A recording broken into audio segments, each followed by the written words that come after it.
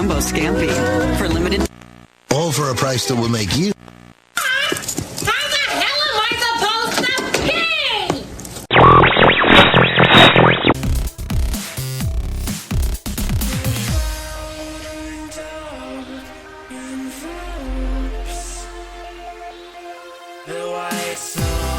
pee? You're listening to BAMF, UK Comic Book Radio.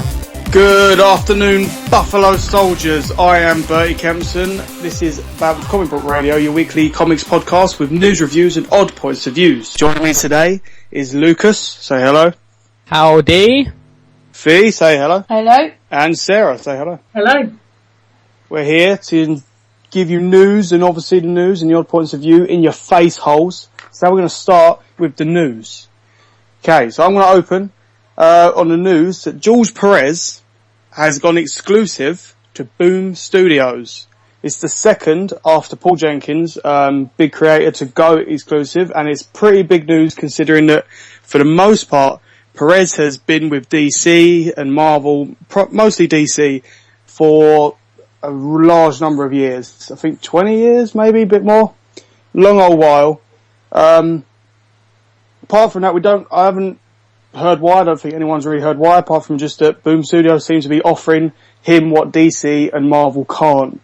Some more creator-owned stuff, his own personal stuff, his own time, and just fun, I guess. I'm hearing Boom Studios is a decent studio to work for, as opposed to DC and their communist regime.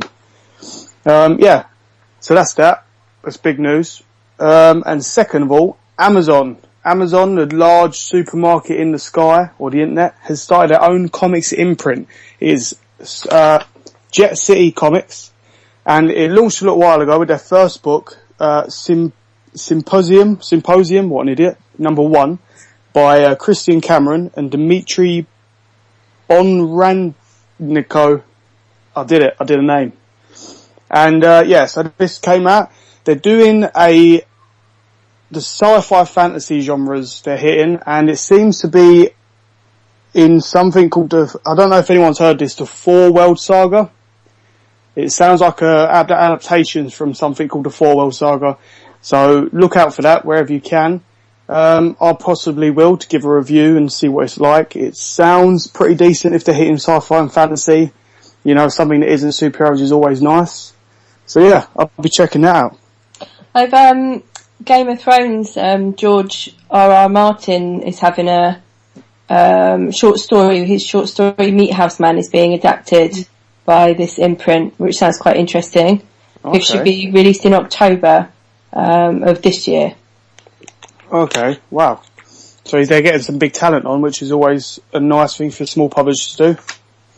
You know, attract the bigger names. Although saying that, real quick, George R.R. Martin writing something else that isn't Game of Thrones, kind of wish he'd hurry up and get that last book out. Meat House Man was written years and years and years. Was it? That doesn't surprise me, actually. Everything he seems to have written was done years ago. I think actually the TV show, which is actually slowing up the production of the next book, and yeah, it takes like 8 years to write each volume. I bloody knew it. Anyway, so that's that. Look out for it, like I said. I hear they're doing print and digital stuff. Straight off the bat, they're going digital, which obviously is no surprise there. Everyone is. And my last bit of news will be Guardians of the Galaxy. We're finally getting something this close to San Diego Comic Con. They've released 3 actors with their roles. We got Benicio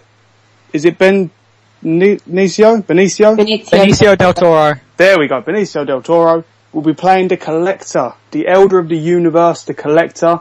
Held one of the Infinity Gems way back when. So far he's the only Elder confirmed for the film. Lee Pace, I personally haven't heard of this actor. He will be Ronan the Accuser, and he will be starting as a villain, as Ronan did in the books. And then you've got Karen Gillan from Doctor Who fame, will be Nebula, the space pirate, who I think has ties to Thanos. Still no news on who will be Thanos, but with SDCC 1 week away, we're expecting a big panel, like an Avengers-style union of all the cast, where hopefully we'll get the ball rolling on who's who. Rocket Raccoon, Groot, Thanos, all the big ones that people can't wait for. I really can't wait. for a Guardians of the Galaxy movie. After I've really kind of like, they're definitely like my favourite Marvel team. So, and also apparently the release date for the movie is the 2nd of August next year, which is 3 days before my birthday. So, you guys know what you can take me to. Yes. The cinema to see Wreck-It Ralph 2. Oh, you son of a... Yes. No, I'm joking. I'm looking forward to it. I think it's going to be like a Star Wars meets Avengers epic, which will be so good. I can't wait for it. Especially Rocket Raccoon and Groot. Come on. They need their own like spin-off film. Buddy cops in space. Getting too old for this shit. Groot can be Danny Glover. Yes, can you imagine if Groot was voiced by Danny Glover? Groot's getting too old for this shit. Okay, what's the next bit of news then? Alright, next bit of news. Fee, I hear there's Marvel Knights coming. Yes, Marvel have just announced that in the autumn they're going to launch a new Marvel Knights imprint. It was a bit of a surprise, actually. It was one of the last things I was expecting them to announce. So for anybody who doesn't know, the last Marvel Knights imprint, which appeared was a good 10 years ago or more, I suppose. Yeah, a little more than that. Yeah, more than that, longer than that. The idea of the Marvel Knights imprint originally was that they would be sort of a comics sort of with high profile characters in that were kind of like a self-contained limited series that sort of did something outside the norm and would challenge readers to sort of rethink how they perceive some of their favourite characters. So you had Spider-Man, Daredevil and a few others. And this new imprint, which is coming in autumn, there's going to be an X-Men, a Hulk and a Spider-Man. And they're predominantly indie creative teams, names that we've sort of seen associated with indie comics previously, really. What I'm most pleased about is the Spider-Man one, which is going to be written by Matt Kint, who's not a name I am massively familiar with. He's going to be writing that one, but it is going to be Peter Parker. So none of this superior Spider-Man nonsense. No Spock, no Otto. It is Peter Parker. So I am in. I think each one is 5 issues. And the first one comes in October, third in November, and the final one in December.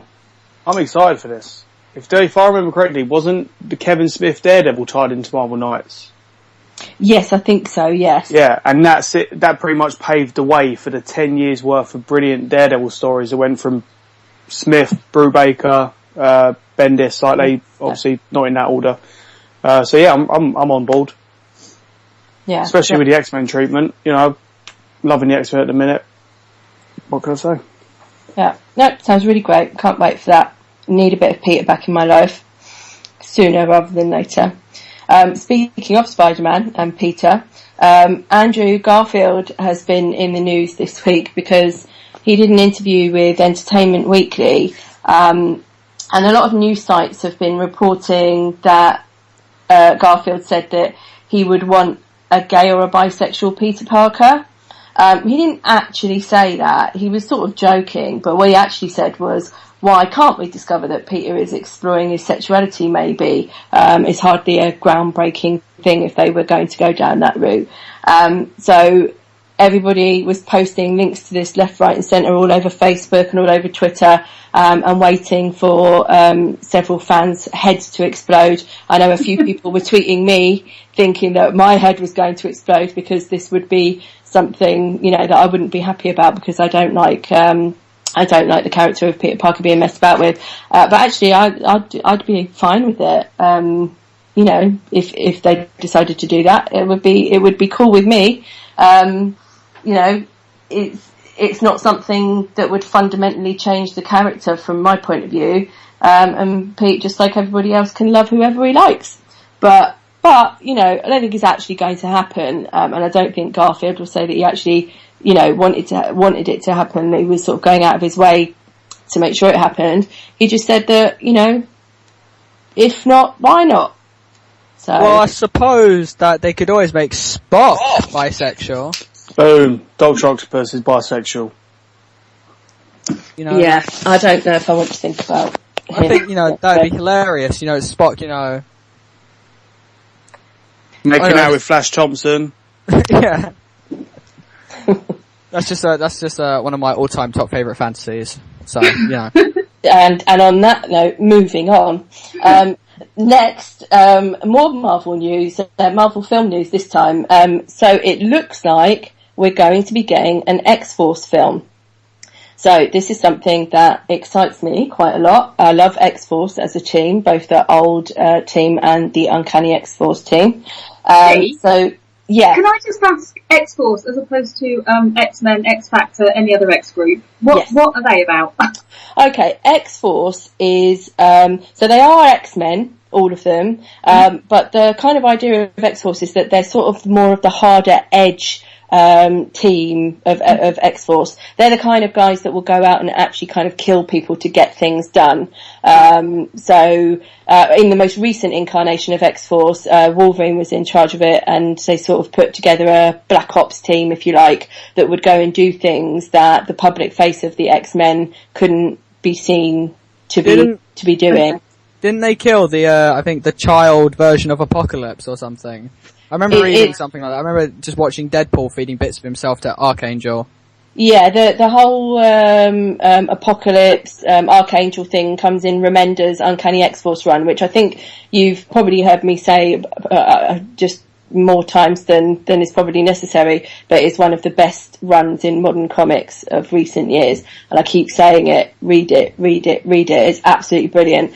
However, I think this film is probably more going to be based on sort of like old school X-Force rather than the more recent stuff, although you do have crossover characters between the older team and the newer team. That's not such a terrible thing. No, I don't think so either. I think you do need to have a little bit of a crossover to make it work. I know Rob Liefeld has been on Twitter saying, "Oh God, yeah," he's been saying quite a lot about it. Obviously because of his involvement with the original X-Force and my X-Force, they're all my characters. Give me the money. That's pretty much what's been going on.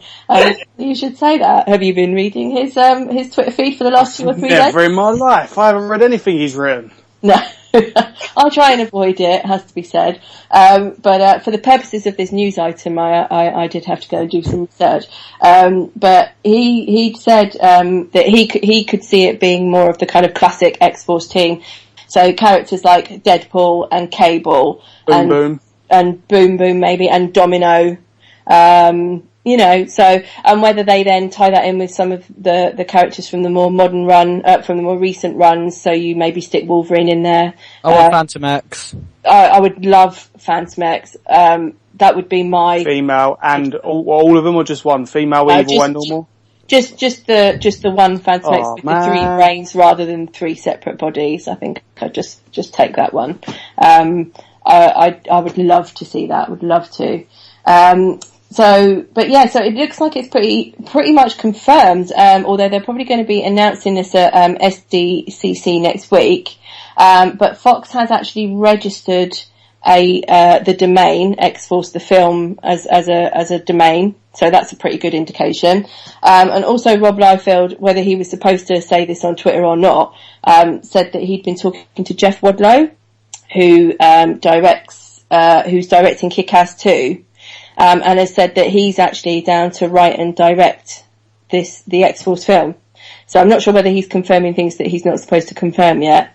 But yeah, so that sounds like Wadlow will be doing it. Obviously there's plenty of time to change before the film actually happens. But we shall wait and see. It's also rumoured that there's a Magneto film in development as well. That's the Magneto rumours were like meant to be there way back in. Wasn't there going to be like a original trilogy came? Yeah, they were going to do an Origins film, weren't they? About a couple of characters. There was going to be Wolverine, and then there was going to be Magneto. I think after the bomb that was Wolverine, they sort of pulled back the idea and was like, "Oh no, that's why they fitted a Origin into X-Men First Class of Magneto." Yeah. Yeah, well, we'll see. I mean, if they do this, it could be their way in. If they do this and they do it well, it could be their way into several different things. So whether you get Magneto and also maybe finally Deadpool's solo movie. Yeah, So, the way they did Deadpool in Origins, I genuinely I cried. think they're mostly forgetting about that, especially from what I've pieced together with the trailers of the Wolverine. They're just not acknowledging anything from that. Although Deadpool did have the coolest moment in the entire film because he slashed a bullet in half. That's always which cool. is pretty cool. Although I do it on a daily basis, so whatever. I'm looking forward to the idea of an X-Men shared universe, but I am worried that they might not hit it right. Some X-Men films weren't that great. Yeah, obviously. I think a lot is going to hinge on what happens in Days of Future Past, because I'm already confused about how they and also with the Wolverine, obviously, which is coming out in a couple of weeks. I'm a bit confused about how they're going to knit all of this mess of continuity that they've created together. Because Jean Grey is in the Wolverine, and what is going on? It's time travel, right? They could just say time travel. Yeah. So, but we'll see if they do it and they do it well, and then this X-Force film can launch off the back of Days of Future Past. And then, as I said, after that, if it's done well, the possibilities. Imagine if we got an X Factor movie. Oh, man. That'd be so good. So you say X Factor, I just picture a bunch of X-Men singing. Not Simon Cowell judging X-Men on their powers. I'm talking about the detective agency led by Madrox, Multiple Man, messing things up by multiplying everyone. Oh, it'd be so cool. I think I'd still prefer a movie with Wolverine singing and Simon Cowell just saying no and then getting stabbed in the face. Also one of my all-time top favourite fantasies. I can't wait to discover the others as we go through the show, Lucas. Wait till we get into hot coffee. And again, moving on. Sarah, I think you had a couple of news items for us. Yeah, a couple of things have come up in the last week. One was DC has launched their app for, it's called DC Entertainment Events app, for use at SDCC next week. So if anybody's going, they can use the app to plan out their schedule, what they're doing, where they want to go and see the signings and that sort of thing. More importantly for me is that they're also going to they're going to be releasing news stories and photos and that through it as well, which for anybody not going will be really, really useful.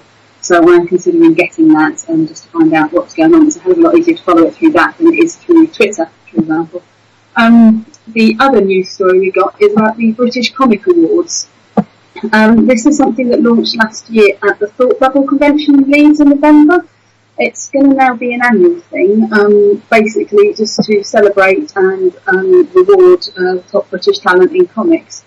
They announced the judges this week, which has got some people, I was quite surprised of them. The first one is a guy called Gareth David, who is the lyricist and singer in the band Los Campesinos, who I vaguely know of. I have no idea the connection to comics, but there you go, I assume he does.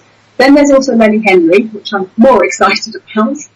And then there's the manager of Page 45, which I think is in Nottingham. Graham Linehan? I'm not sure. I think he's Glynn on Twitter anyway. Yeah. Linehan, thanks. Then there's Josie Long, who's a comedian, and Sarah McIntyre, who I know, I've been to follow her on Twitter. She does a lot of stuff to do with comics and children's picture books.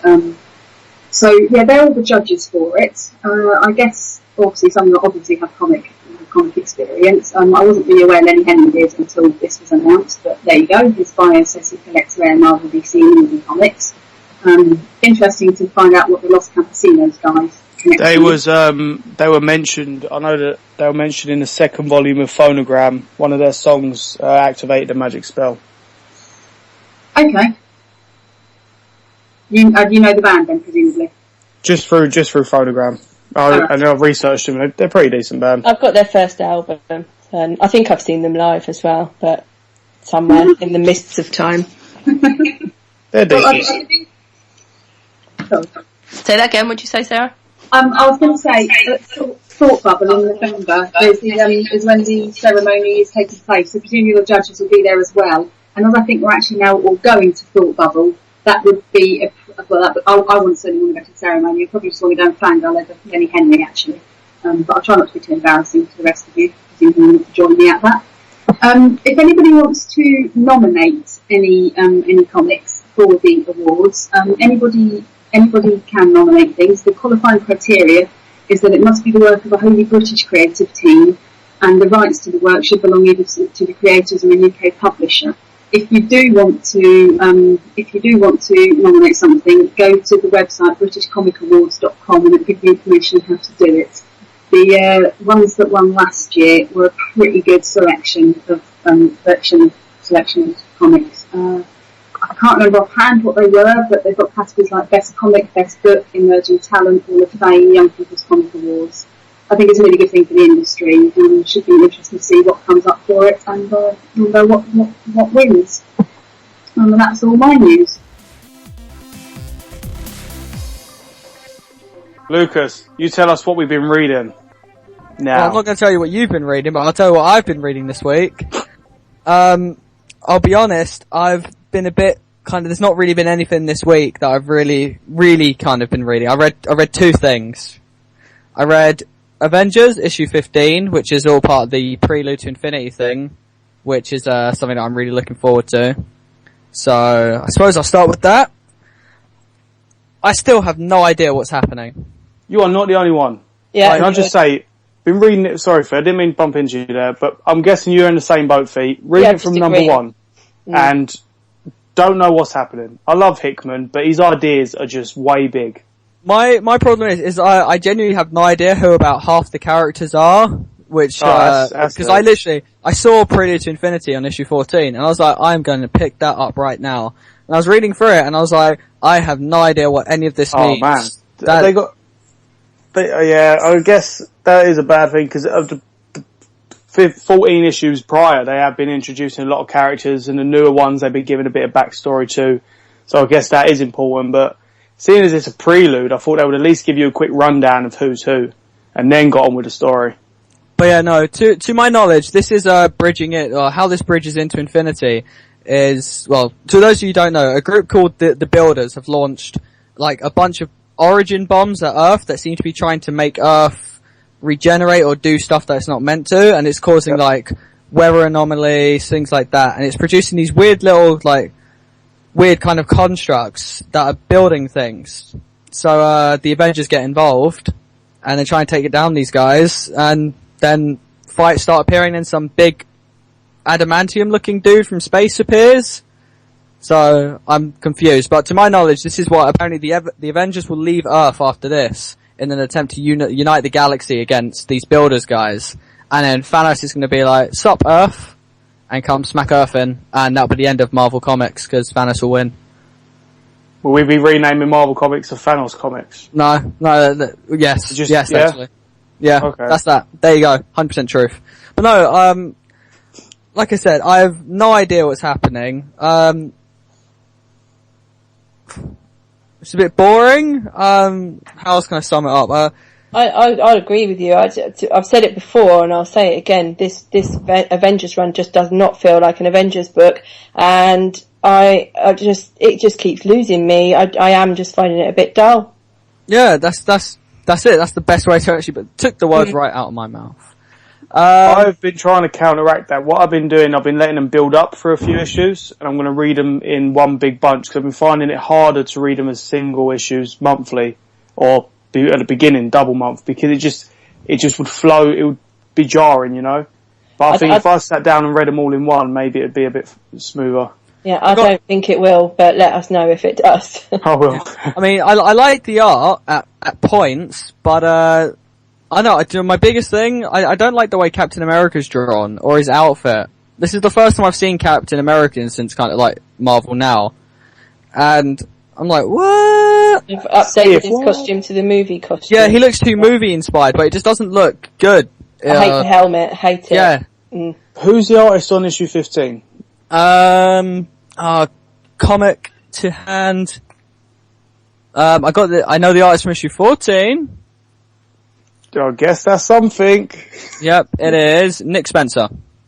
Not Nick Spencer, right. Stefano Caselli. Okay. There we go. I hope I pronounced that right. He's a really good artist though, so. Yeah, no, just a few bits, like, it looks fine, it looks fine in some panels, you're like, oh yeah, that looks nice, you know, okay, and then you're like, ugh. Oh no. It's like eating a cake, right? And then finding out that the filling is like salt or something. Nice analogy. Yeah, you've been getting your cakes, man, Jesus. But yeah. Fair enough. Yeah. It's a prelude as well, which I guess doesn't really make sense until the main series and you find out what it's all been building to. Yeah, you never know, when Infinity actually, like, happens, you might be like, oh my god! Issue 15 now makes sense and is amazing. Yeah. You just have to stop reading every comic because everything fits and works in harmony. Yeah. But, other than that, meh. No, not really. I'll keep picking it up because I'm a sucker for these big events, so. You can take my money, Marvel. The other thing I've been reading, is, latest issue of Batman. Yes. Year 0. You know, how good is this? So good. So good.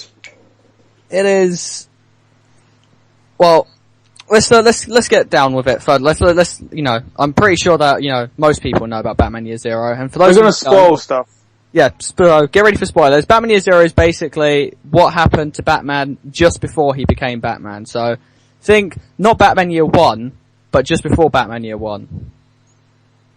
So, it's kind of like how Batman eventually, you know, basically becomes Batman and stops being Bruce Wayne.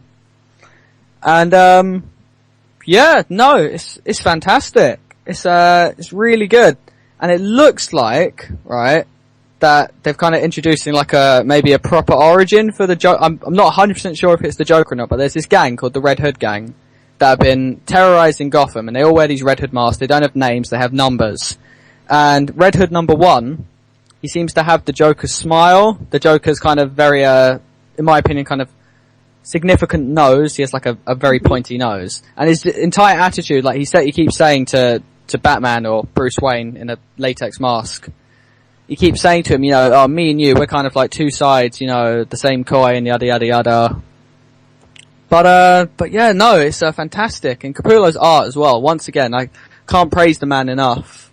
So beautiful. And I love how this story, Gotham is a lot brighter and a lot shinier and everything looks new. It doesn't look like downtrodden Gotham normally does. But you can still kind of see, like, the darker side of Gotham layered beneath it. I think it's kind of like a metaphor for, like, Batman's not here, so Gotham looks better.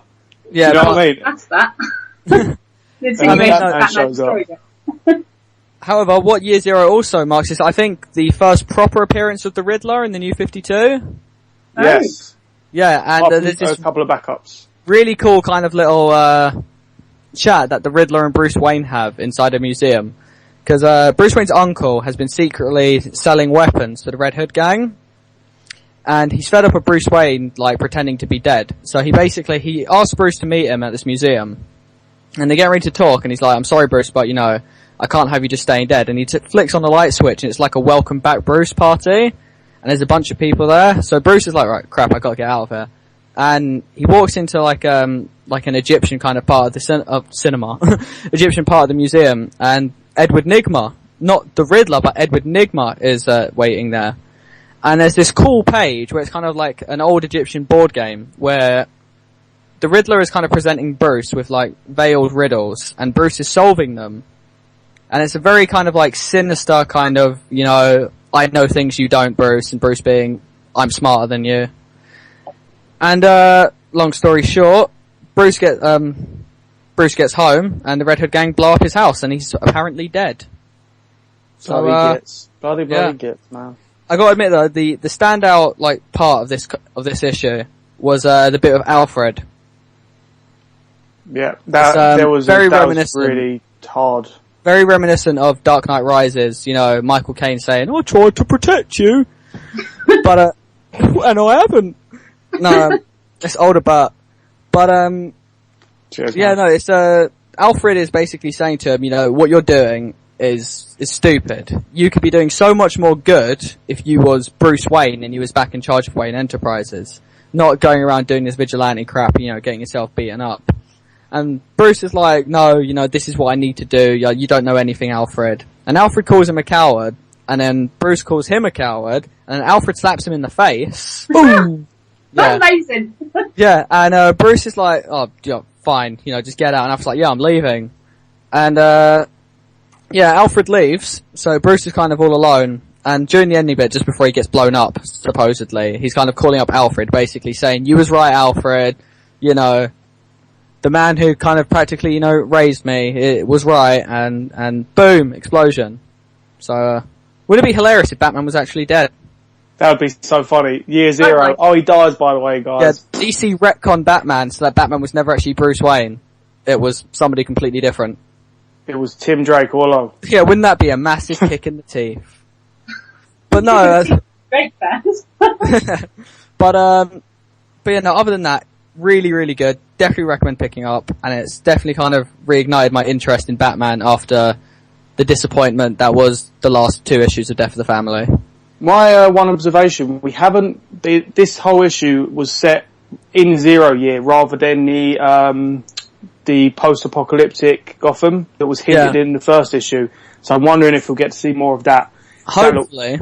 A Mad Max Batman on a dirt bike, saving kids who are fishing. It was really cool looking. Yeah, I think that's maybe going to be like the new 52 equivalent of No Man's Land. Mad Max. The whole thing where I think it's No Man's Land where basically Gotham gets hit by an earthquake. Yeah, that's brilliant. That series. Yeah. So that's me done. Really. Woo! Who's next? I'm up next. Sarah, go for it. Sarah, take it away. This week, I got Justice League 22, which is the start of the Trinity War. I mostly got it because I saw there's a huge kerfuffle on Twitter about some of the events in this issue, which intrigued me. So, given that I haven't been reading a lot of the other Justice League, or any of the Justice League, or Justice League America, or Justice League Dark, I think that's all of them. Not entirely certain what's been going on in the last few months.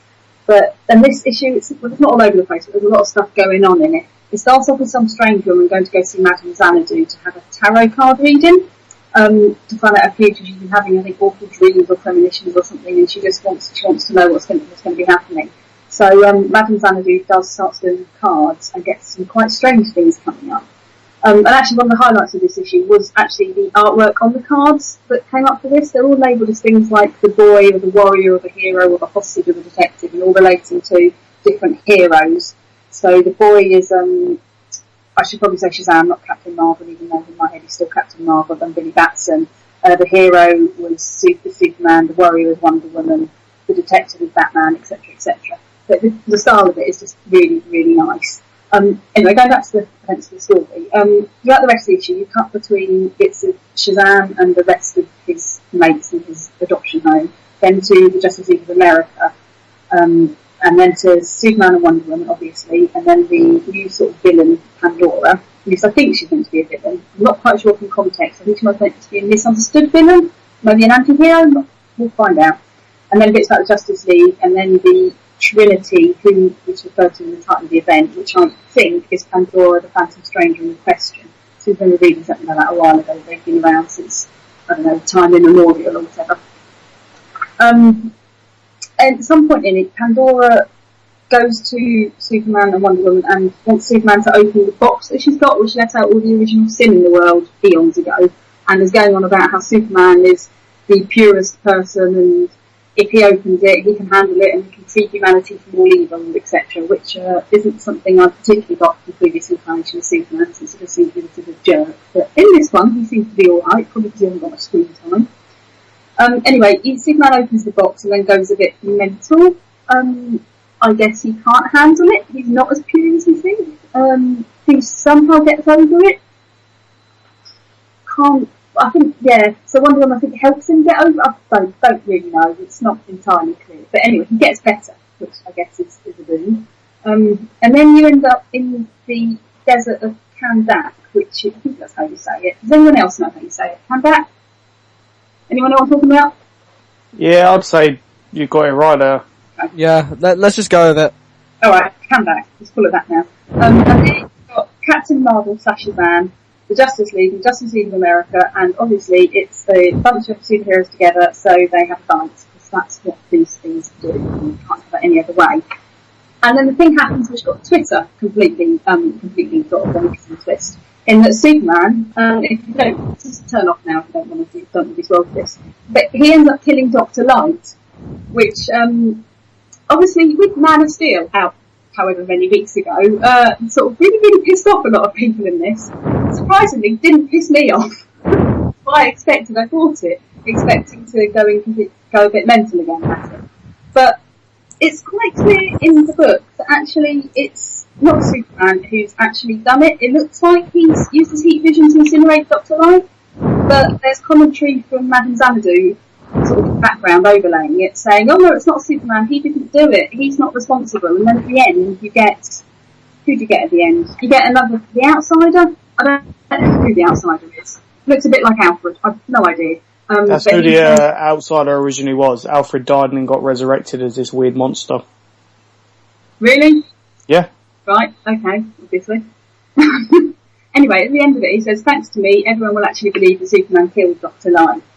So it's fairly clear that Superman didn't kill Dr. Light. I don't know how it worked out. It doesn't tell you why. I'm guessing it's either mind control, or it's a trick, or it's a doppelganger, or it's the architect of Pandora's box.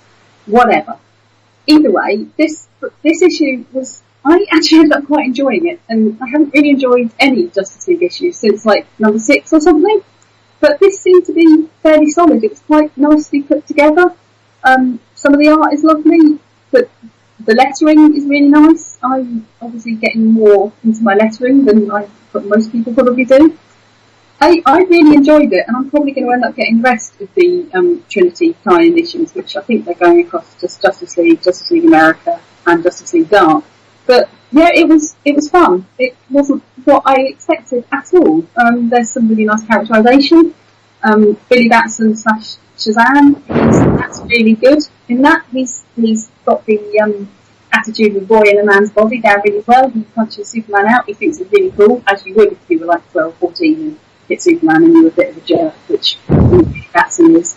But yeah, it's nice. There wasn't really any horrible Superman Wonder Woman stuff, which was also quite nice. That has been what has annoyed me in previous issues. The new Atom seems quite interesting. Bits I've known of her, and it's the same about it. I thought it was actually quite a solid issue. But I'm probably going to get complaints about this. Because again, a lot of people really hated it. But Superman didn't kill him out of cold blood. He didn't do it. I think that's important to remember. What else did I read? I also... Sorry? I just want to say, I for one know exactly how this whole Trinity War is going to end. Yeah. I've seen the future, and Batman wins.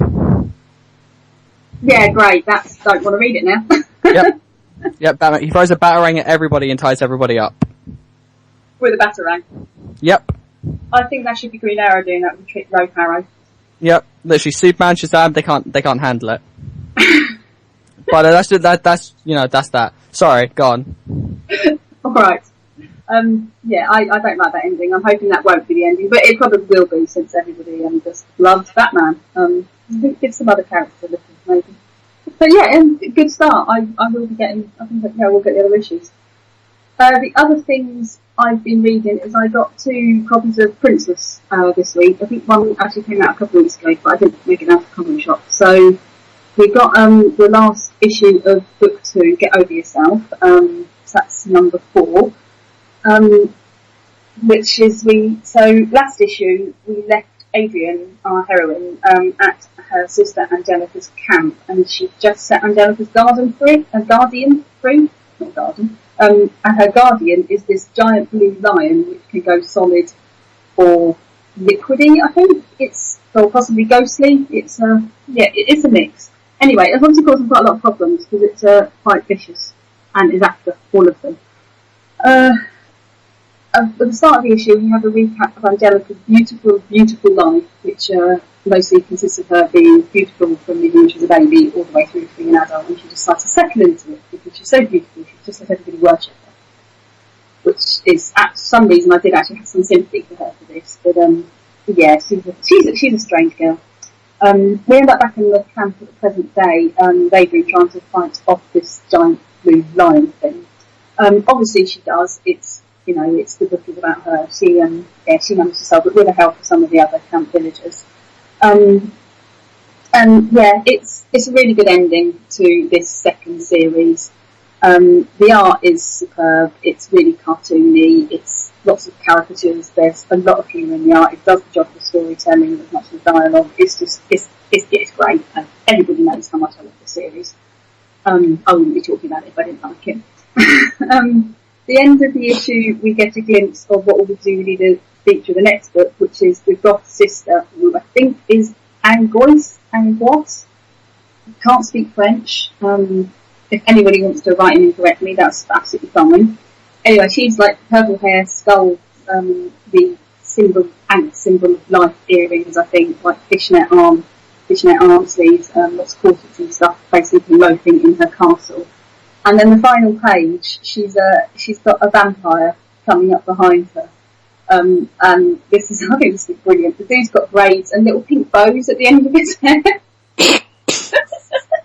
Which is, I didn't actually see it on the first read. I was reading it through again today. It's a hardcore vampire. Yeah, it's very funny. So, with the next issue, which was Tales of the Family Ash, as you'd expect, it's stories of a few of the family members. So you've got the story of how Angelica's dealing with the outcome of the issue where she got saved, where she decided she was going to be a slightly better person, do something to help other people. Because she's obviously moved on and learned a life lesson. She tries to sew a dress, she can't, she's got no skills, all she's done is be beautiful all her life. Of course she doesn't have any practical skills, but nobody's going to tell her she's doing it wrong because she's a princess. You tend to get your head chopped off if you start down criticising princesses. That was a nice little short. Then you've got one about Prince Ash, who's the father, meeting a peasant girl, who I assume is going to end up to be the mother of the Ash family. And then you've got a bit more story about Angoisse in her tower and the vampire, the pink ribboned vampire that is her sort of boyfriend. They're basically just coming up and trying to seduce her and chat her up. Is he a villain? Is he not? I don't know. The vampires normally say vampires are bad, but yeah, we'll see. It's it was a fun issue, and there's a few pin-ups in it, including one which is by the lady Wilton Crossman, which is a picture of Adrian in armour going up a tower ready for action. It's really nicely done. I don't have the vocabulary to describe what sort of art it is. I'm just at a loss. I might scan it in and put it on the BAMF Facebook page, but it's really, really, really good. It's but I'll do that. I'll scan it and stick it on the Facebook page. It's lovely. I don't really care for pin-up, but I don't think you always bring a lot to the issue. I'd rather just page a story, but this is actually really, really nice. Those are my reads this week. Sounds awesome. With Princess, I'm letting them build up, but now there's a pink ribbon vampire, who, by the way, pink ribbon vampire, get his own series straight away. I'd read a book based on a ribbon-haired vampire. Well, since the series is done in books, so each first 4 issues is one book and the second 4 issues are the next book, you do well to just read them 4 by 4 as they come out. You don't need to let them go any longer than that. But go read it. Tell us what you think next week. Everyone read them. Yes. See? Okay, so this week, lots of things. I'm going to start with Hawkeye 12. This week, by Fraction, obviously, and we've got Francesco Francavilla is back on artwork after his stint on issue 10. This issue 12 was much better than issue 10. I think anybody who listens to the show or anybody who speaks to me on Twitter would have known that I was a little bit disappointed with issue 10. I found it a little bit of a, dare I say it, a little bit messy and maybe all over the place, and wasn't quite sure of the tone of it and everything. But this is very much back in the sort of Hawkeye that we know and love, despite Arja not being on art. So in this issue, we discover that it was indeed Barney Barton that we saw in issue 11 a couple of weeks, the pizza dog issue, and he's come to visit Clint, and does look down on his luck, or as Bertie said a couple of weeks ago, looks like a bum. And this issue fleshes out some of the things that we saw in 11, and we find out why Barney ends up in an altercation with the tracksuit Draculas. Just a bit about Francovilla's art in this issue. He uses, like Arja does, in this issue, he uses a lot of multiple panels. So you'll get a lot of, 9 panel pages and that kind of thing. And it does keep with a lot of, as I said, like Arja stuff and a lot of what we've seen up until now. And it really works. He's done some really nice things with some of the panels. And the issue overall is really very good, and it was actually quite touching. We learn, as I was saying, why we don't know why Barney's there yet, but we know that Barney has arrived to come and see Clint. And there's lots of things that happen that are sort of like little nods back to what's happened in some of the previous issues, just little things here and there, like the trying to flick the coin at the bottle, which we saw way back in issue 1, and things like that. It's just these little sort of like nods back to previous issues. And what I really, really liked about this issue is there are some flashbacks to Barney and Clint's childhood. And so you see a little bit about what's gone on with their childhood and what happened with their parents and that kind of thing. And then that just makes the when we come back to the present, it just makes things sort of a little bit more poignant, and those flashbacks are so well done that they really make you care about the relationship between Barney and Clint in the present. And the end, I have to say, was so touching, so beautiful. I actually almost did cry. It was really, really beautifully done. It was really nice. Did you guys read it? Did anybody else read it? I did. Did you like it? So you were a little critical as well, along with me, about 10, weren't you? Yeah, 10 didn't seem as fluid as the previous issues. This one did. This one seemed nice. I put issue 10 down to being, because it was about a clown, maybe the tone was that it was meant to be messy and a bit awkward and a bit like over the place. But this was really nice, really well done. Everything from the colours, I love how it was like an orange hue all over and then a blue hue for like the childhood scenes, well, and orange as well. But story-wise, I love brothers' stories. I love him. I'm from a family of brothers, so anything like that always gets to me. But yeah, it was darker than the others. You know, it didn't have the light-hearted tone that the others had. With the spoilers, parents dying in a car crash and Clint not really caring. Barney, I've got to admit, it was dark, but it was funny when Barney pays the tracksuit Draculas to beat him up. And then, because you got 2 minutes, they kick him in for 2 minutes, and he says, right, your 2 minutes are up, smiles, and then turns and beats all them up. It was just really good. It was brilliant. Just a quick thing. Tracksuit Draculas. They're not actually Draculas. Is that the bro guys? The Russian guys? Yes. Yeah, okay. Bro. Why Tracksuit Draculas? I'm just asking, kind of out of curiosity, because they keep hearing Tracksuit Draculas, and I've got a weird image in my head. So because they wear tracksuits, and I guess they sound like Dracula. Okay. I think it's a little sort of like joke to it's like a double pun. I think it's because they sound Eastern European, which Dracula traditionally does, and also because they sort of like feeding off other people.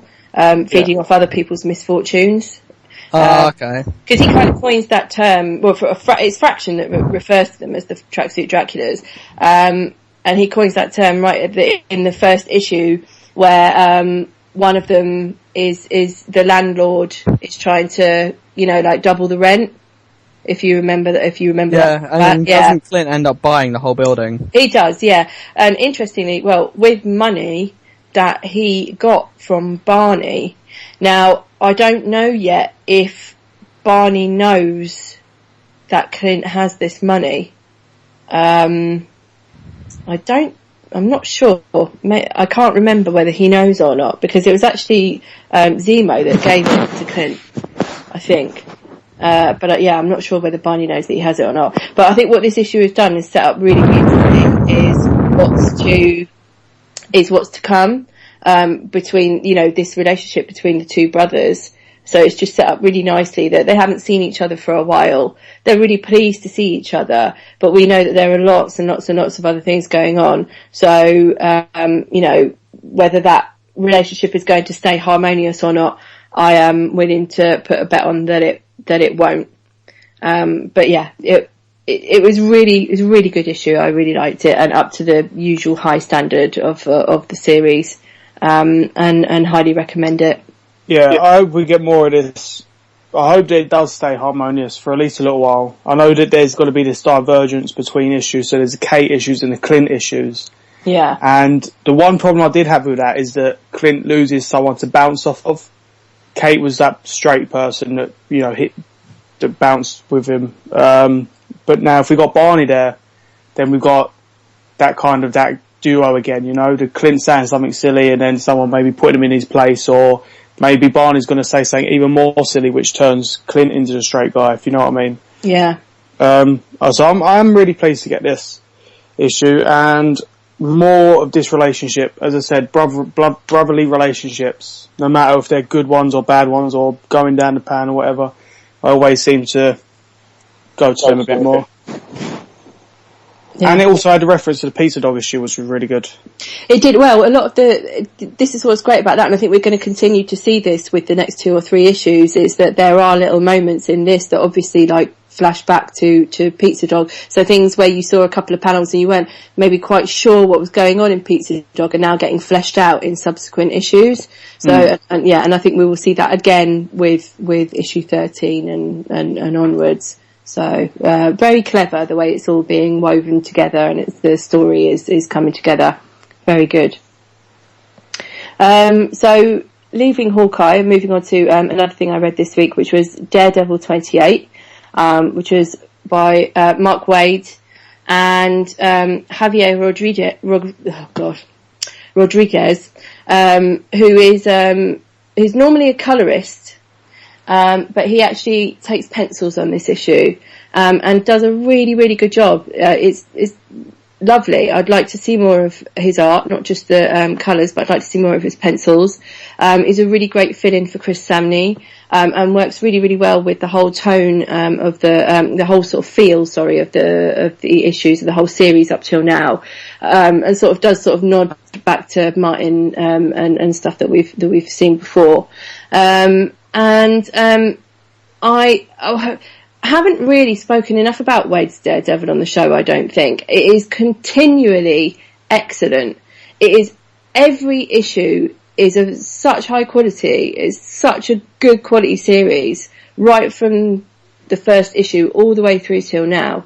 And the good thing about this issue 28, is that it is a really good jumping on point. So I think if you haven't been reading it up till now, but you've been hearing good things and you haven't really been sure, now is the time to jump in, I think. And then when you find the time, go back and catch up with the rest of it. It's well worth it. It's a really, really good series. So this issue sees a childhood acquaintance of Matt Murdock's arriving at his law firm asking for help with something, because he's been set up for something that he didn't do. And as they weren't exactly friends when they were kids, Matt's kind of reluctant to help him out, but Matt Murdock, being Matt Murdock, agrees to help him because he can't really ever not do the right thing. And then so we see him, well, Matt explains that he doesn't really actually he doesn't provide counsel for people anymore because of the whole, is Matt Murdock Daredevil or isn't he, and the whole public perception. Everybody knows that he is, but he still sort of has to technically deny it. But what he does is he will then actually train people to be their own counsel. So this is what he does. And then we see a court case, and then events unfold from there, and it's sort of setting up a new arc, I think, this issue. But it's a really, really solid issue, really well told, really great pace, really tight storytelling, and I really can't recommend it enough. And as I said, if you haven't been reading it up until now and you've just been thinking about it, then issue 28, great place to start. But if you can, as I said, go all the way back to the beginning. There must be, a fair few trades out by now. Get hold of them. You'd be doing yourself a favour, trust me. And then just moving on to the last thing, which is Young Avengers issue 7, by Gillen and McKelvey. Me and Bertie spoke about issue 6 a couple of weeks ago, and about how much we really are loving this series, and that for me, probably after Hawkeye, this has actually moved up to probably be my second favourite current series that I'm reading altogether. This issue ties into events from all of the previous issues and with those of issue 6, and brings Prodigy, who we saw in 6, together with the rest of the Young Avengers. And what the best thing about this issue for me is there's some real imaginative use of the comics medium again, like things that we keep seeing in Hawkeye as well, but really imaginative use of the art and panels and stuff. Just a few things to mention. Again, there's a whole page dedicated to sort of like snippets of the team's Twitter conversations, set out sort of like as if they're separate panels across the page, and it's very funny and really well done. And a good kind of way of exploring that the team is a team full of young people, I think. And the title page is done as a diner menu, just a little thing, but a really nice touch. There's a really nice double page spread as well. And then for me, a special mention to the penultimate page, which follows on from America Chavez, who's just been up until that point being awesome, shows the best way ever of moving throughout the multiverse ever. It's just really well done, and it's so good, and it's so visual. We want to share it with our readers, so I'm going to put it on our brand new Tumblr, and I'm going to tag it as BAMF Panel of the Week. So it'll be hashtag BAMF, that's BAMF, POTW for Panel of the Week. But go and look at our brand new Tumblr page, which is Radio BAMF. You should be able to find us there. Come follow us, come reblog us, come share your stuff with us. We'd love to see what you've got to show us. But yeah, check it out. Brilliant issue. Really, really good.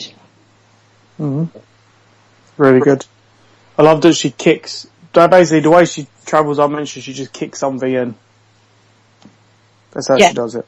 She's brilliant. I've said it before, but America Chavez is just a brilliant character. She's just so great, and she's so. We were talking about me and Bertie were talking about this the other day about how she's such a sexy female character, but in all the right kinds of ways, because she's drawn like a real actual person. Like she wears real actual clothes that young women would actually wear. So her superhero outfit is just brilliant. And it's really great to see people, going to cons dressed up as her and everything, because all they have to do is throw on a pair of boots, pair of cut off jeans, and a jacket, a denim jacket and a hoodie, and with a few sort of like American themes going on there, the stars and the stripes and stuff. But it's just really, really well done. And she's a really great character. Can't wait to learn more about her and everything, because she's the only one who doesn't really have a proper backstory yet. So, can't wait to find out more. Same here. Okay, I'm going to tell you guys what I've been reading. So I'm going to pinpoint 2 books this week. First one, The True Lives of the Fabulous Killjoys, written by Gerard Way and Sean Smith, Simon, and art by Becky Cloonan. This is the second issue in the, I think it was mini-series, ongoing series, I can't actually remember now. And beautiful issue. Becky Cloonan's art is always beautiful, but this seems to be even more beautiful. Story-wise, still a bit confused where it's going. I feel that this whole story in general, if you know of the recent album that My Chemical Romance released, think it was Danger Days, you kind of get a feel for what who the Killjoys are, because in this book there aren't actually the Killjoys. It's more of what happens after the Killjoys, after they get extinguished, and there's some flashbacks to who they were, which you can see in their videos for the music videos with Grant Morrison in, and the stories, and also the kid that this story follows. So I feel like you kind of need that to get more of the story. You don't definitely need it, but it does help. But yeah, I'm not too sure where it's going. In the desert, there's two parts of this story. There's the desert, and then there's Battery City. And in the desert, you're following this kid who used to go around with the Killjoys, being protected by them until they all got wiped out. And now she's been found by a member of the Killjoys that wasn't there on the night of the Killjoys' deaths. But he has a plan to, it seems like, resurrect them by bringing back what they had, their costumes, their guns, their masks, put them all together, and it will do some kind of ritual or something. This is what I'm getting from it anyway. And so he's trying to do that while the girl is trying to get into Battery City with this other group of people that are posing as or inspired by Killjoys to storm Battery City, which is made out to be this lovely place where everyone can live happily and clean and healthy. But it's actually really more like a prison where people have to do what they're told. There's a curfew, and if you don't, you suddenly get disappeared. And also, if you're an android, there's a really cool scene, a few pages long, where this one particular android goes to, seems like, think of, I don't know, like the council offices or the DMV if you're American, where you've got to be in queue after queue, filling out form after form, and she keeps getting bumped around. All she wants is a replacement heart. Technically, I'd also call it a heart for a friend of hers, and she keeps getting bumped over. Go to floor 37, go to floor 7, go to floor 2, whatever. Keeps getting bumped, and then finally she goes to this one floor where it's just an empty room. This android is in a booth with cobwebs and spiders all over it, and it basically just goes, "We're shutting your friend down. Thanks for letting us know that she's useless. We're going to turn her into a satellite so she could watch over everyone and basically be turned into a weapon for Battery City." And it's the expressions on the face of the android and all that. It just really sort of gets you that this is a shit place, which I love the world that is being built here. I'm kind of stumbling on it because I'm trying to find good ways of describing it. But I love the world that is being built. Battery City it's got slums where these robots are basically hobos with missing pieces, and they're living under newspapers and blankets, and they're covered in their own oil matter. And it's got Grant Morrison in, which is always fun, because it has got Grant Morrison in, which, spoilers, it's revealed that Grant Morrison, I think, has got a boyfriend in this. It seems like Grant Morrison is gay. So I want to take that as a soundbite, turn it into some kind of vine or something. I don't know. Sure, he'd be very happy about it. Hey man, it's not such a bad thing. But there's a weird backstory with him. It seems like it opens with a little kid showing a picture to his dad of him and his family, and the dad gets angry and slaps the kid, and it makes out as if it was Grant Morrison's character as a kid.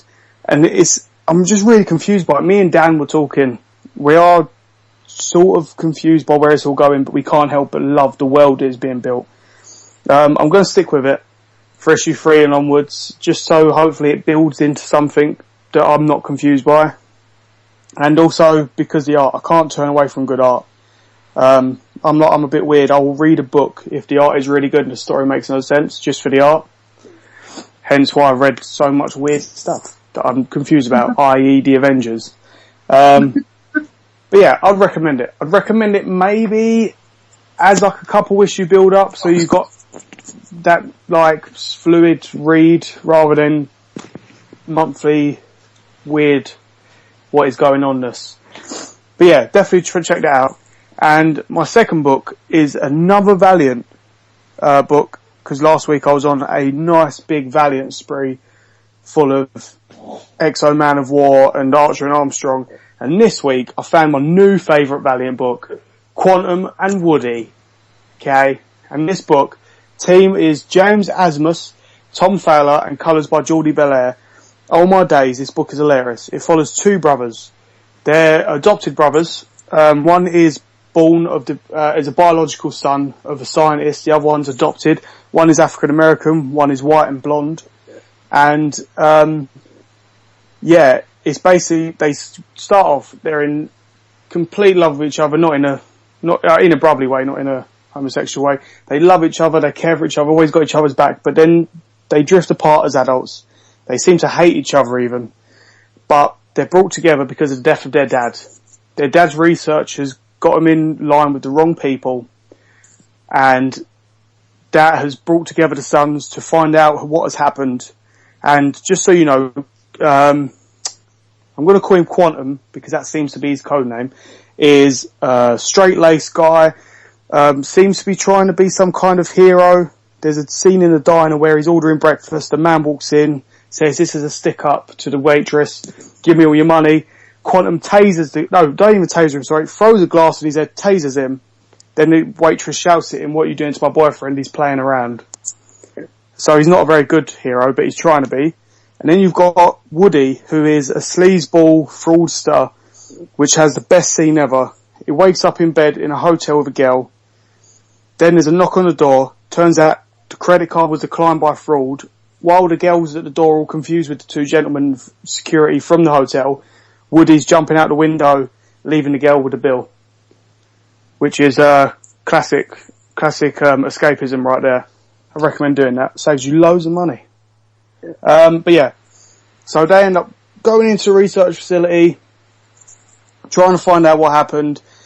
Woody, like an idiot, stumbles into this machine the dad built, makes his brother press a button, some weird electrical stuff and shiny, glowy niceness starts going on, and they basically get vaporized. As you do, as your two brothers in a research facility with one suit, fighting over the one hazmat suit. And then they end up getting vaporized. Police are after them because they're suspects for their father's murder. And the last page is a really cool panel where they seem to be rematerializing, but like they've got chunks missing out of them where their body isn't fully formed. And Woody's looking at his hand, and from our perspective, you can see the people behind it, but it's sort of glowing at the same time. Really, really beautiful art, I've got to say. Such a weird, cool story about these two cock-ups, but one's not a cock-up, but is made into a cock-up because of his cock-up brother. How many times did I say cock-up, guys? Count now. Yeah, just really fun book. I really recommend this. Valiant, I can't say enough about Valiant. It's really just smacking it out of the park. And this one, Quantum and Woody, is my favourite. And it's got a goat on the cover, eating a book, and he doesn't even appear in the book. That's how good it is. They can put a goat on the cover, and you don't mind it not being there. But yeah, no, seriously, really, really, really good book. Recommend it. Nice little mystery, and comedy in there. Woody's a douche, while Quantum is a bit of a douche to Woody. And again, it's a brother story. I'm sucker for brother stories, even adoptive ones. It's just nice. Go read it. Valiant is the best. Sorry, Marvel and Image and DC and Dark Horse, but Valiant's leaving you in the dust. Fee, I believe we've got a winner competition. Do you want to let us know who it is? Yep. Okay. Right. The winner of the competition is Andre Oldfield on Facebook. What he did, he created a superhero, and his superhero was called Soul Man. Okay, right. And his superpower was the ability to make people's feet wet. I'm a soul man. I don't even think it's Soul Man. I think it's in like soul as in SOLE, as in like the sole of your foot. And his whole thing is that he would take down like the best supervillains by making their feet wet and making them go, oh god, my feet are wet, before getting punched in the face. What is this? Oh man, I'm gonna get trench foot. Bang! In the face. So yeah, Soul Man with the ability to make people's feet wet. Well done. He's a 12-year-old winner. We're going to send him Black Kiss 2, issue 1. Thank you very much. Time for mystery comics, guys. Woo, woo, woo, woo, woo, woo, woo, woo. Well, thank you, Bert. This week, there was a little bit of a change up to who chose the mystery comics, which will be happening over the next 4 or 5 weeks or so, where one of us will be choosing the mystery comics for the rest of the team. So, what I'm going to do is I'm going to tell you the mystery comics that I chose for this week, quickly why I chose them, and then we can get started. So first up is there was a Thanos miniseries that took place kind of like building up into Annihilation, and spoilers as well, kind of first introduced the Hunger, which is a big thing that is going to be coming up in Marvel now. And the issues I chose I think issues 3 to 6, because it's basically Thanos vs Galactus, and it's just one of my my favorite kind of like scenes, which is Thanos shoot Galactus with a laser from his hand and making him bald. But yeah, so there's that. Next up is Dr. McNinja, which is a webcomic by a dude called Chris Hastings, and it's like if Deadpool was Batman and a doctor and a ninja. And so I just picked out my favorite issue, which was the first one I ever read, which was Monster Mart, which I absolutely love. Next up is the Ultimates, which I chose because I genuinely couldn't think of anything else for you guys to read, so I had to kind of cheat a little bit and get the Dan to quickly give me an idea. So even I read this one recently as well. So yeah, let's go. Yeah, who wants to start? Bert can start. Okay, I'll start. Yeah, all right. I'll start with the Ultimates because I wasn't a big fan of the Ultimates in the Ultimate Universe. I always had a problem with that. It was just too similar to the 616 to be considered anything good. It just seemed like, here's the Avengers in modern times. Here's the X-Men in modern times. But recently, with the shake-ups, it's starting to feel like a really good multiple Earth story that can go up there with Squadron Supreme and Earth X, where things are drastically different. And in this particular issues that we got, Mr. Fantastic is evil. But like, not even like, evil. He's a boss. He's taken over. He's fixing the world. And everything has gone right because of him. And he's got two Infinity Gauntlets. He's trying to find the gems. And there's some really weird ideas out there. Instead of going around space, in the Ultimate Universe, the gems are made on Earth. And spoilers for all this. So they're all made on Earth, and he's going around getting them. He's teamed up with Bruce Banner Hulk. He's got Quicksilver and a female Kang from the future on his side. And they're just messing stuff up, and it's really cool, multiple Earth story sort of thing. I say multiple Earths, it's only got one Earth, it's the Ultimate, but I'm saying alternate universe story. Really, really cool because of the differences.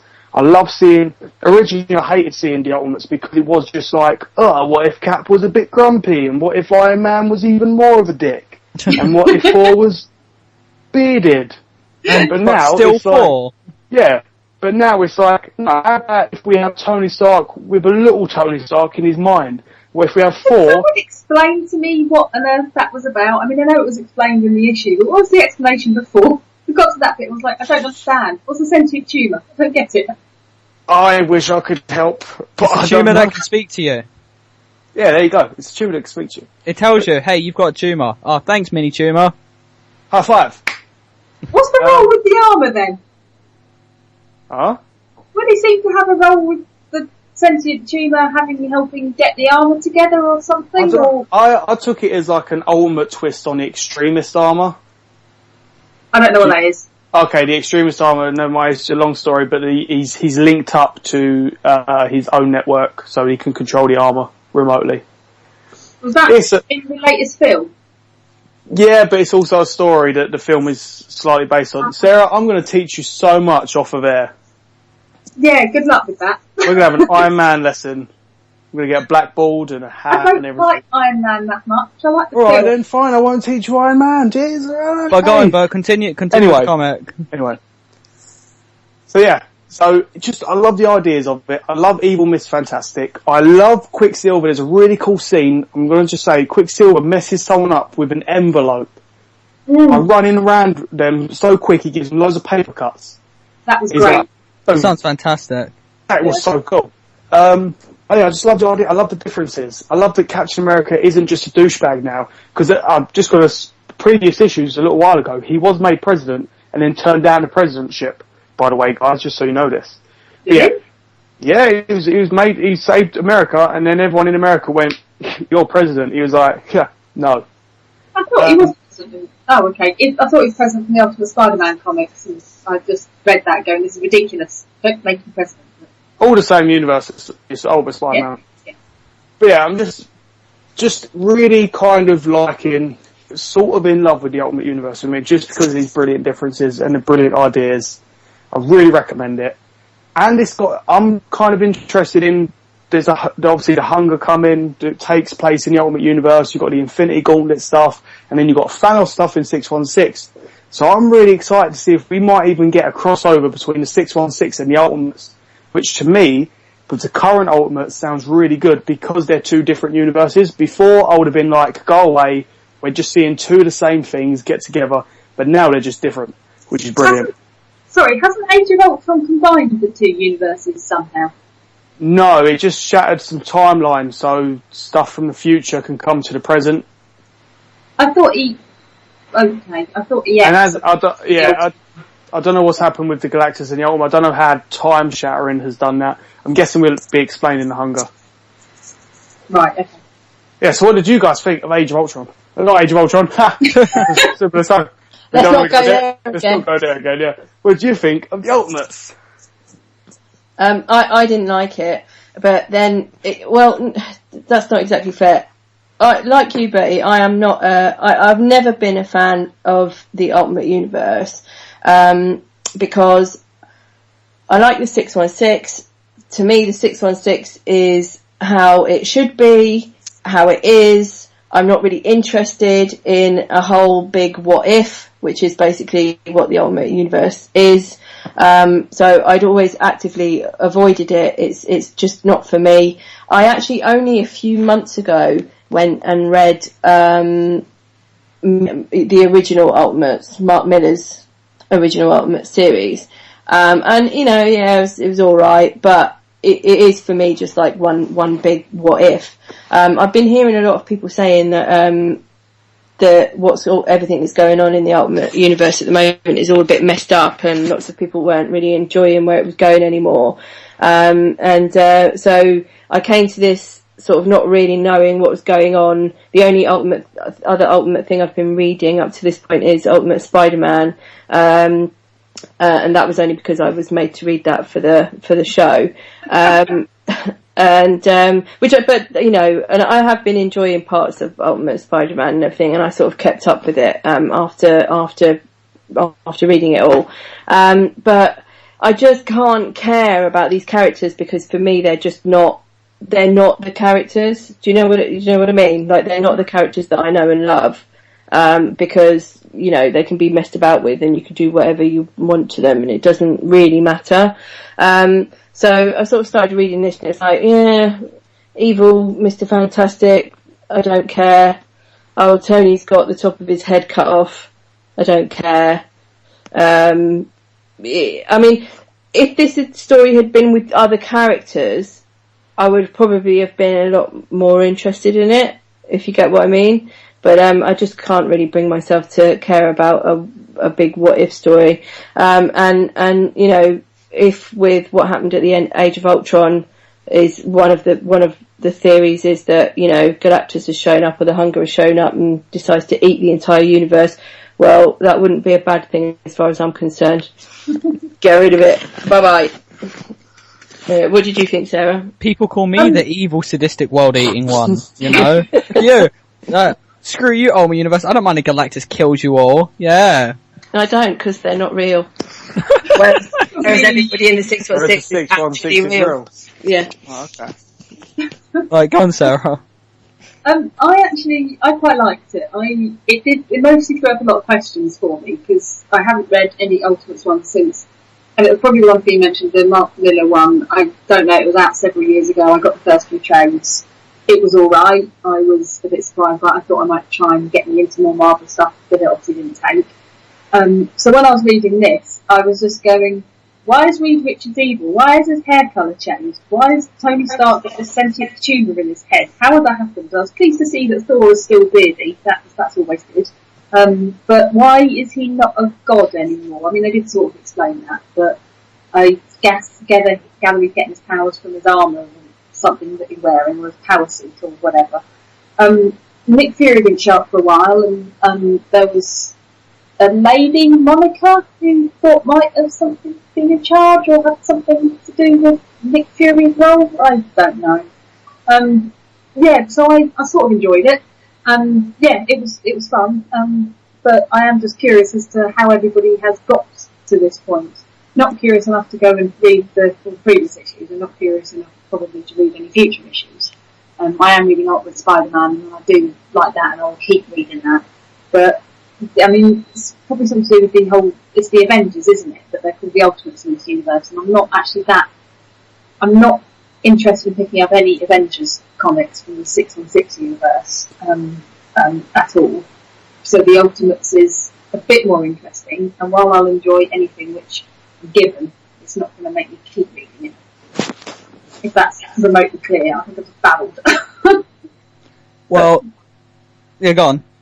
Oh no, I was going to say something else. Then you go. Judging as this is because this is the only one that I haven't actually read beforehand, so I'll quickly give my views on it. I really liked it. Kind of. I really like Evil Mr. Fantastic. That's kind of like got to be my number one point. And there's this whole bit that Dan actually pointed out to me that kind of made me want to choose this comic, where he's kind of like fighting his Sue Storm at the same time as doing his stuff on a computer. He's kind of like stretched his body into kind of like this weird mishmash of hands and like a whole other half of his face. And I just thought it was really cool. But go on. So let's move on to the next one. What did you guys think of Dr. McNinja? Go on, Bert. You start. It was hilarious, okay? The bit I read opened up with him fighting the giant, I can't remember his name right now, bloody hell, giant legend of the American Lumberjack with the blue ox. Uh-huh. And he jumps onto it with a cure. He just calls it a cure. Sprays it on his face. A beard falls off of this man. This man then shrinks into a little girl who then turns out to have a disease linked to the legend of this man. And by growing facial hair, she turns into a giant lumberjack. That sold it, okay? I don't know what it was. Lumberjacking is a disease, apparently. And it makes you into a big giant man, even if you're a little girl. And it was hilarious. And his psychic is a 14-year-old kid who grew his own moustache through force of will, who rides a raptor. Exactly. You see why it's awesome. It's just so, yes. Okay, I don't care if someone goes, this is all childish. So what? It's meant to be. Funny enough, right? Okay, just a quick little fun fact. The guy who writes it, Chris Hastings, he gets most of the ideas from his little brother, I believe. I think I was told that by Dan. His little brother basically, thinks of these things. He's like, that's pretty cool. I'm going to write that. And you can see it. Which also makes me really upset that I have similar ideas and I'm 21. Awkward silence. Anyway, I'm ignoring that bit. No, it's brilliant, okay? I really recommend it. Free online, it's a digital comic. Go read it. It's a 14-year-old kid who grew his own moustache through force of will. Okay? That's all you need. And it's a doctor and a ninja. He kills with one hand, heals with the other. Okay? That's all you need.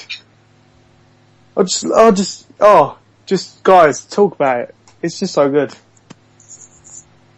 Well, I was by page 3, right, a dinosaur turns up, and I think you guys are all quite familiar with my views on dinosaurs in comics. It's just complete opposite view to Sarah's. I hate dinosaurs in comics. And like the police officer in the bottom corner panel of page 3, where he says, "Oh, forget this, I don't do dinosaurs." I thought, I'm with you, mate. But, I carried on reading, and then it was a good job I did, because I laughed so much. It's so funny. It's so stupid, but in the best possible way. It is absolutely ridiculous, but really, really, really funny. And if you don't enjoy it in some kind of way or find it funny, then genuinely you must have had a sense of humour bypass, because it's just really funny. I mean, preposterous, ridiculous, stupid, but hilarious. Go and read it. Really funny. So what did you think, Sarah? I think I've had a sense of humour bypass. Oh man. I just found it, even the dinosaur didn't save it for me. I was a bit interested in the first few pages, but then I just found it really gimmicky, and I just wasn't really interested. I did read all of it, but I just went, the end of it went meh. But I am well known for not having a very good sense of humour, so I'm perfectly willing to put it down to that. Well, to echo what Dr. McNinja himself says on page 7 in the 4th panel with thumbs down, boo! That's my favourite panel from the whole thing, I think. Okie doke. Alright, shall we move on to Thanos then? Yeah. Yeah, right, go on, Bert. Okay, so it was a little weird because it was like it didn't read like it was from a little while ago. The creative team is Jim Starlin and Al Milgrom, who are old-time creators. Starlin, in fact, created Thanos himself.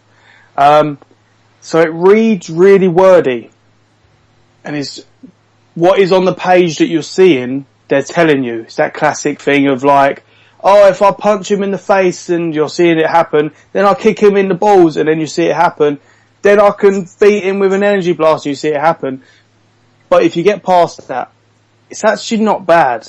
I really like this whole, like, I love the classic sensibility of Thanos and the way they speak and Galactus. And then you get these beautiful double page spreads by Al Milgrom, which to some people's eyes might look dated and odd, but for me, I look at it and be like, this is like old school stuff with the big epic space battles and blasting till you're bald and kicking you in the face and moon blasting and just weird stuff. And then you get Pip the Troll, who I swear to God, if I want to slap him in the face, that ugly bastard. But yeah, it's just, so it was real fun read. It's nothing like hard hitting or dramatic or big ideas, but it's fun. You read it and you're like, okay, I came away with it with a sense of, now I want to go read some Galactus and Thanos stories, which hopefully I'll get something similar to that. Obviously a more maybe modernised version in Infinity and The Hunger. Really good. I really recommend it, especially seeing as it does link to The Hunger. I was reading it, they were talking about The Hunger shows up, and all the while I was thinking, oh, The Hunger, that sounds really familiar. Like an idiot, I didn't realise The Hunger buddy's coming soon. Like some fool I am. But that's me all over really, isn't it? Anyway, I really liked it, but it's just really wordy. And with someone with such a short attention span, it's a little bit hard to do. But it had pretty pictures. Fee, what did you think?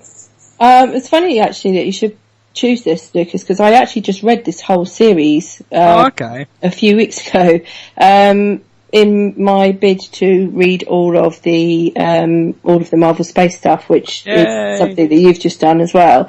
Lots of stuff I had read before. I've read bits of Guardians of the Galaxy, and I'd read parts of Annihilation. But what I'm trying to do is start right at the very beginning with this Thanos series and work my way through and include all of the mini-series and everything, and all of the stuff that I missed last time, to bring me right up until the present. I'm nowhere near finished because I've been really slow, but I'm going to get a move on now. It's the summer holidays. So yes, I had just read this. So this is a 12-issue series.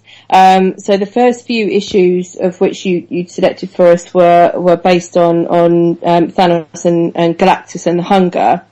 And then the second 6 issue, the last sort of 6 issues, are focused more on we meet like Star-Lord for the first time, and it's a different story. I actually preferred the second half of the series overall than I did this first half, but I did enjoy it, and it does set a lot up, and I think I'm glad that I read it, because I think coming into Infinity and Hunger and stuff, I'm definitely going to have a better understanding about what's going on. The one thing that I don't like, or I didn't like very much, was like the Hunger itself is drawn as like basically like a jack-o'-lantern in the dark.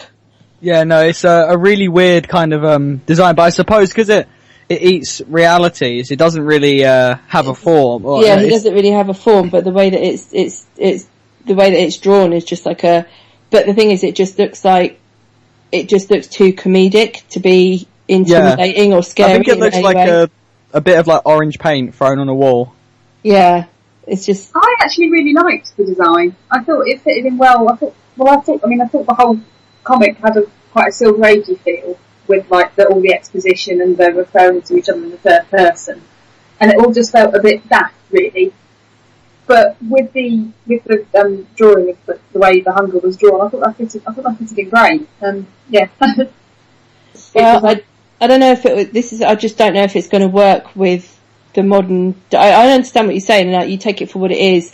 And I agree with you, actually, Sarah. I thought it sort of read and felt a bit more Silver Agey, a little bit older than it actually is. The whole series is from 2003, 2004.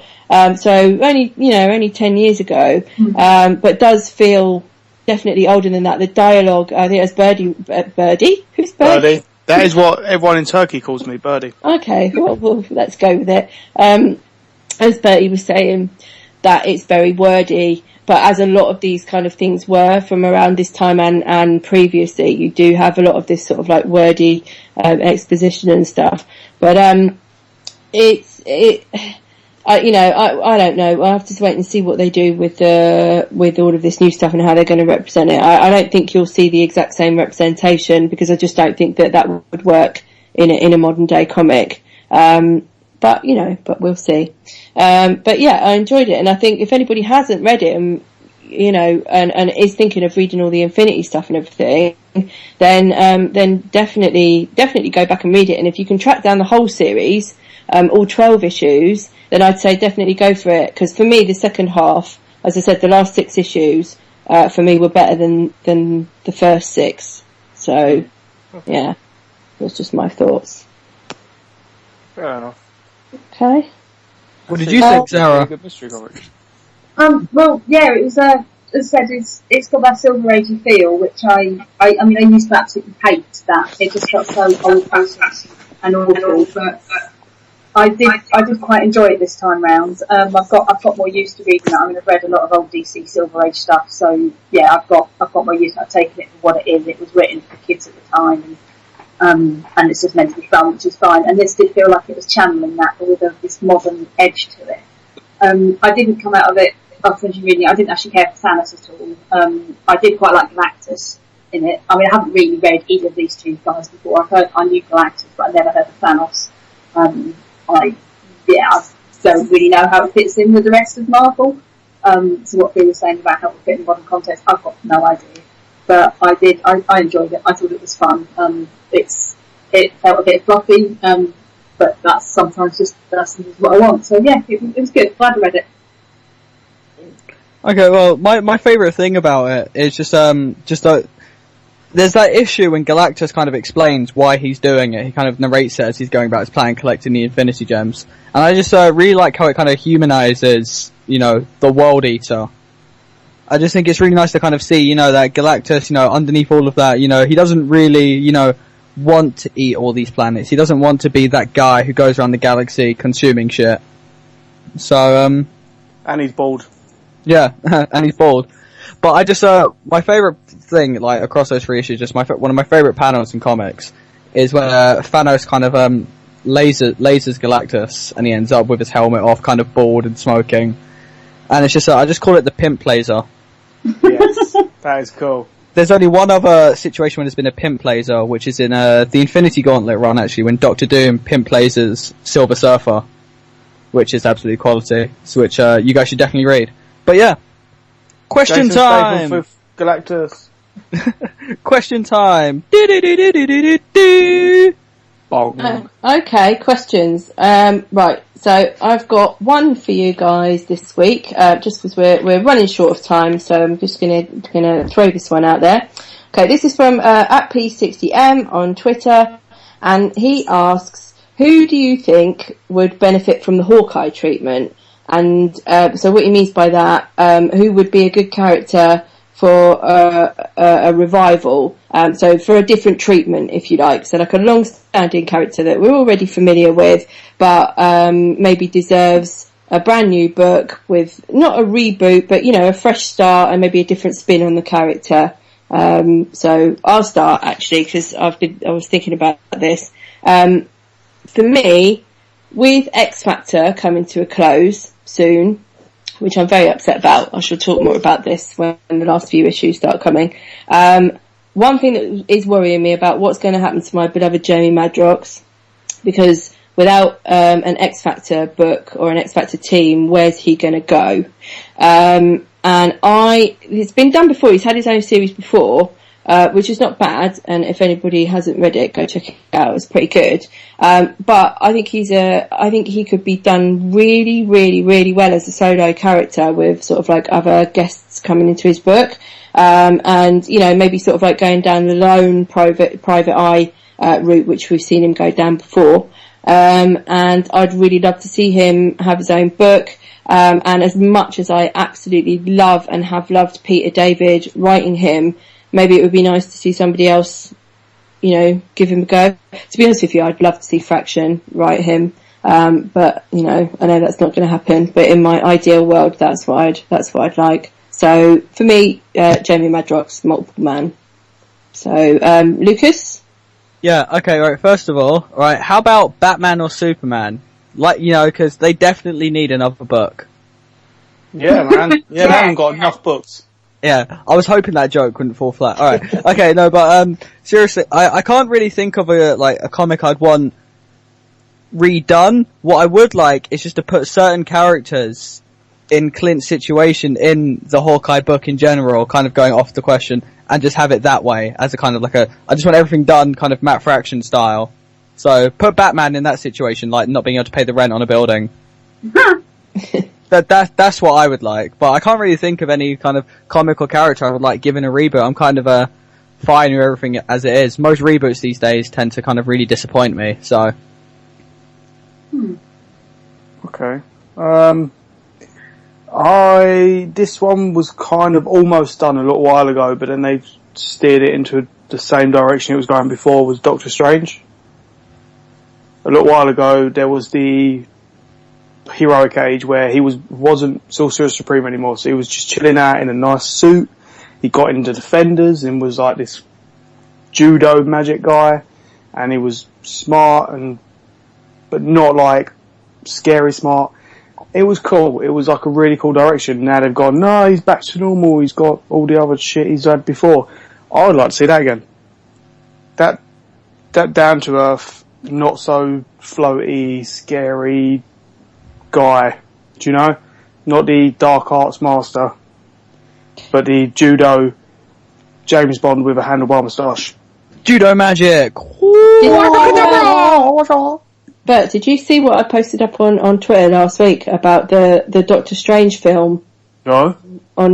That's already out there. That's already been done. It's on YouTube. Oh, hang on a minute. Was this the one with the curly haired guy from the 70s? Yeah. It looked like a really bad porn movie. Yeah. Yeah, that's disgraceful. I'm going to post the link up for our followers in case anybody. Yeah. Yeah. I'm not saying like that. When I say handlebar moustache, I'm not saying 70s porn. I'm saying cool, like, let's not say handlebar moustache. Let's say Tom Selleck from Magnum. that, yeah, Magnum PI, Hawaiian t-shirt, chilling out with his mate. That's what I wanted in Doc Strange. Just that, smoking a cigar. Like what? So, I'll just like clarify, quickly sort that out for everybody who doesn't quite understand what Bert just said. He wants a Doctor Strange porn comic, okay? Right. Thanks, Who wouldn't buy that? You mug. Yep. You're a mug. Fantasy. Go on, Sarah. Yeah, alright, yeah, I saw that question, and then I thought, well, you know what, all my characters were already rebooted, like a couple of years ago, and barring about 4 of them, I'm not that impressed.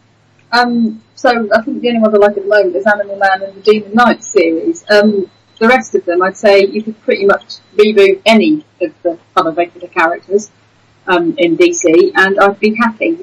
Even go back, bring up some of the characters we lost with the new 52. That'd be good. Sure, it's not a very positive response, but I'm still. Well, just to clarify, the question wasn't about not rebooting a character, but like give him a new direction. Yeah, like taking a character that you're already familiar with, and not sort of like retelling their backstory or changing anything about them at all. But like, so like what Fraction's done with Hawkeye is focusing on his on what he does when he's not being Avenger. So you get to learn more about that part of their lives. So well, the thing is, I'm not that keen on most of the new interpretations of the DC stuff, but I'm not familiar enough with Marvel to say what we should look at. I mean, yeah, I look at a Wonder Woman book that was more about Wonder Woman. That'd be nice. But yeah. How about a Wonder Woman story where they show her getting the money to pay for the tax and insurance on her invisible jet? Because them Amazon ain't making no money; they're just living off the land. Where is she paying for that? The insurance on that alone must be going through the roof. And how do you get someone to clean it? How do you get that in the car wash? Yeah, you just ask Batman for a favour. You just say, can you Batman, clean my jet? pay for my jet. Over there. Where? Over there. Where? Are you having me on? No, clean my jet. It's over there. Get out of my face, woman. And then she beats him up. That is a story I just made there. Let's get right. Who can draw stick figures? It's going to be easy to draw because you don't have to draw anything because it's an invisible jet. I'm the best. In your face. Well, I think that brings us to the end of the show. Right, okay. Right. Guys, it's that time where Lucas plays sad music in the background of me speaking. Go. He's playing Coronation Street then. Okay, so... we had Emma Day all last week. I was actually going to go into Coronation Street. Go for it, all the soaps. Okay, so... next week, yes, Lucas? Yep. Okay, good. Right. So this is goodbye from us. Don't forget you can find us on Twitter at Radio BAMF, Facebook, BAMF Comic Book Radio, Tumblr, Radio BAMF, and YouTube Radio BAMF. Like, subscribe, comment, review, love us, hate us, whatever, just let us know. Tell your mates. And that's it from us. We're going to go. Alright? And stay away from Rob Liefeld, because he's angry all the time. Dun dun dun dun dun dun dun dun dun dun dun. I want some money for it, please. Bye. www.wearearcade.com